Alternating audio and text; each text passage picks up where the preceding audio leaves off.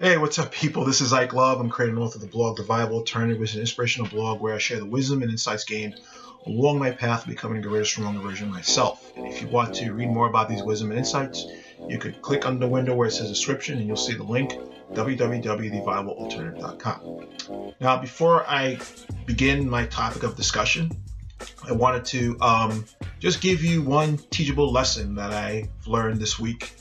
And that's going to start with my confession. My confession is that since I started doing videos since July, this was the first video I'm doing right now that actually I really did not know what I was going to talk about up until a couple of hours. I mean, I had an idea, but basically speaking, I wasn't really too enthused like the other videos, and I was just like, oh my gosh, it didn't cross my mind to skip a video because I made a commitment.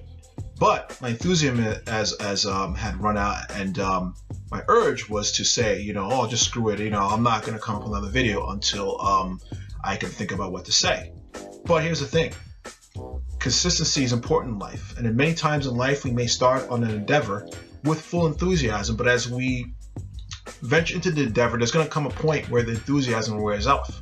But we have to remember our commitment to do something and our commitment to stay consistent. And we have to do it anyway.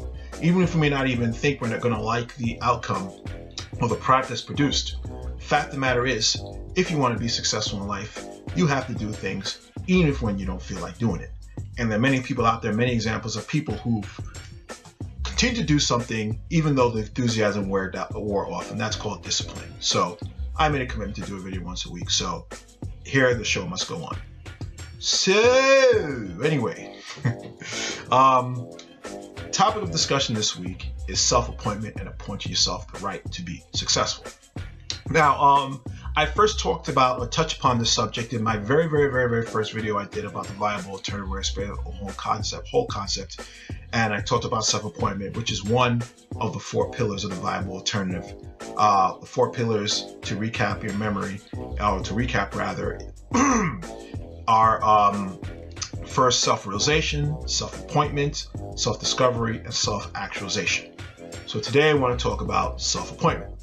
Now, as I explained before, we all live in an illusion. An illusion is basically the web of superstitions, false beliefs, lies, half-truths, fears, insecurities, and doubts of people that come together in a web that people follow and take as gospel as the real world. And in the illusion, from my own life, I've noticed that there are the haves and have-nots in the illusion. There are people that are appointed by the illusion to be successful in a certain endeavor, and there are people that just are not allowed to be successful because they don't fit the criteria of the illusion. The illusion will basically tell you, according to your height, your weight, your height, your weight, your ethnicity, your economic background, economic status, how you grew up, your education, and whatever trait or character you have, the illusion has a certain script for what you're allowed to accomplish in life and the box you're supposed to fit into. And God forbid, if you have something that is outside that box of expectations for you, you are absolutely not allowed to do it.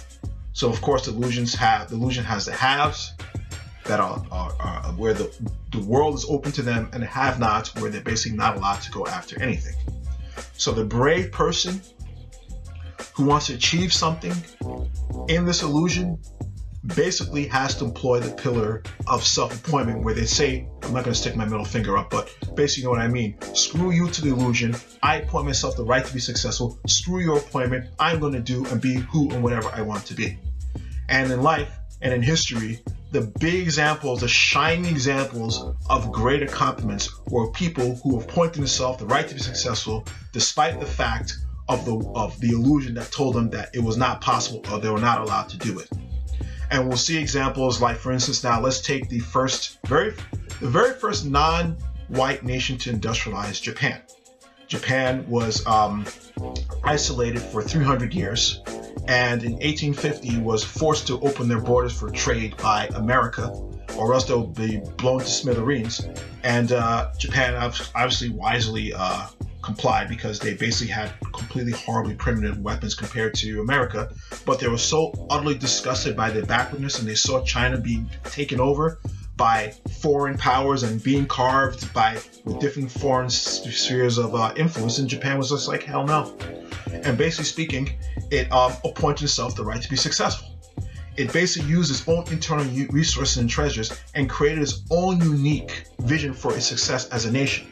It went to different industrialized countries around the world, studied their education systems, their military systems, their economic systems, and basically applied it to their own unique culture and created its own economic miracle. But within a generation, they were defeating a white European nation like Russia in a naval war and embarrassed the hell out of Russia. And the Russians, basically speaking, could have averted war with Japan, but they saw Japan, as I read in the book, as yellow monkeys they basically did not even deem it, they deemed it below their dignity to negotiate with, and just was like, screw you, Japan, and Japan went to war and completely embarrassed them. And now the gall of a nation, a non-white yellow nation, industrializing and doing what only the white nations were appointed to do was self-appointment. They appointed themselves the right to be successful. And in your own life, you're gonna have goals, you're gonna have dreams and everything like that. You do have goals and you have dreams. And what the problem is that everybody around you, probably including your parents and everything, they're gonna tell you that you can't do A, B, C, and D because you simply put, it's just not for you. You don't fit into it. They'll tell you, basically speaking, oh, you can't do this because of this, this, and this, and that. You're too this, you're too that. You're not enough of this, you're not enough of that. Or you don't have this, you don't have that. But if the dream is in your heart and it's a burning desire in your heart, we can assume that God put it there for some greater purpose, and that you may have been the one who may not fit the specifications for the illusion to achieve this certain goal or desire, but you may have been the one that God wanted to use as an example, as someone who doesn't fit certain expectations to actually go and accomplish this goal and dream. And we see that through life in other areas. Take, for instance, look at the modeling industry. We have certain, let me give an example. The modeling industry. We'll take Tyra Banks. Tyra Banks was, I heard, teased mercilessly growing up because she had a large forehead. And obviously speaking, she is black, even though she's light skinned, she's black. And many people would have told her that she couldn't succeed as a model because she had a big forehead, she's black, and she was kind of more busty than other of the quote-unquote typical models. But she made a success of herself.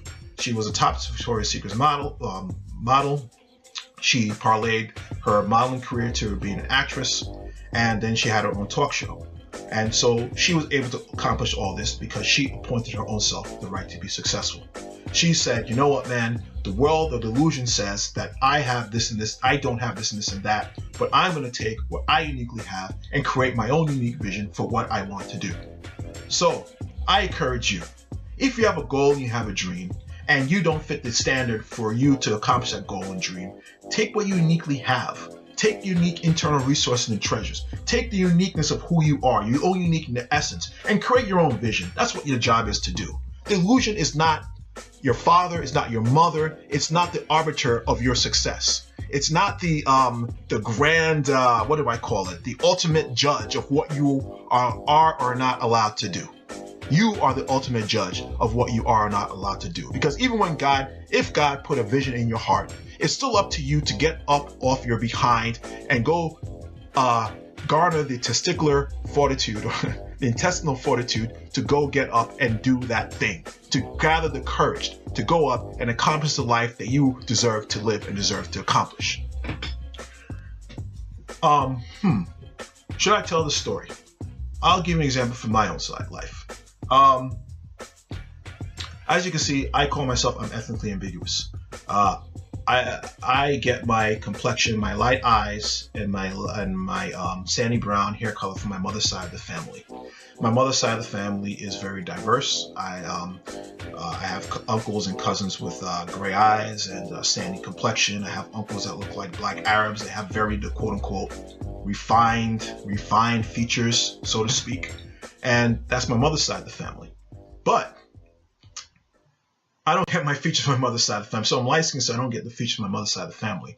I get my features from my father's side of the family, which is more ethnic, which kind of made my life a little bit of a hell growing up.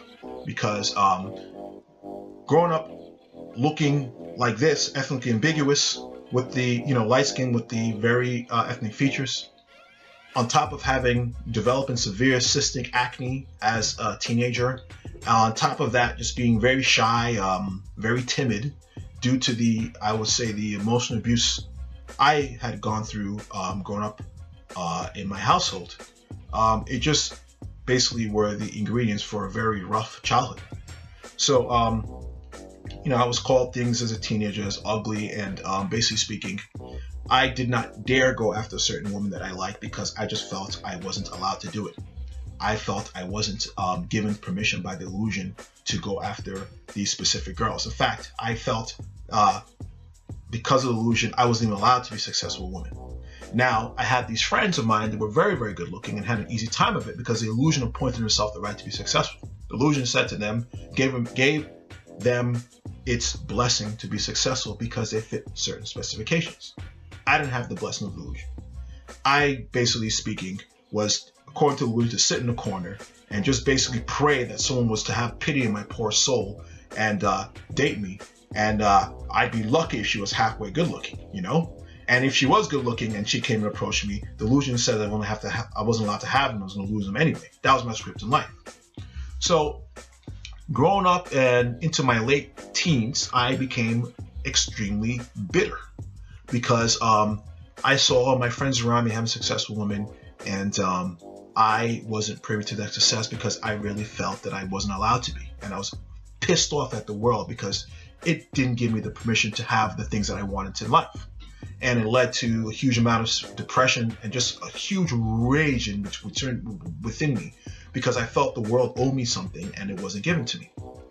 Now, even when I hit 18 and 19 and the awkwardness of puberty wore off and I was starting to be called good looking by people, I just still had the scars and still had the thought in my mind that I needed to be given the right and the permission to have the life I wanted to live.